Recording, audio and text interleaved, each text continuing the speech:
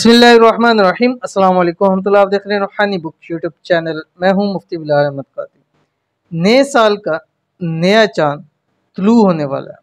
चांद निकलते ही ये अमल कर लो, 70,000 हाजतें पूरी होंगी।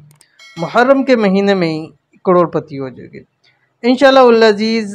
आज या कल, उम्मीद तो आज ही है, या कल इंशाअल्लाह चांद तुलू हो जाएगा और मुहर्रम का महीना भी शुरू हो जाएगा।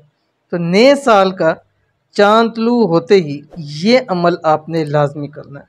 अगर आपकी 70,000 हाजतें भी होंगी, रब की ज़ात पूरी फरमा देगी और इसी महीने की बरकत से अल्लाह ताला आपको खूब रिज़्क़ माल दौलत से भी नवाजेगा। इंतहाई आसान अमल है, इंतहाई आसान अमल है, छोटा सा अमल है। कौन सा आपकी स्क्रीन के ऊपर आ रहा है, पहले देख लिए। अल्लाह ताला का एक नाम है या मुइज़्ज़ु, ठीक है।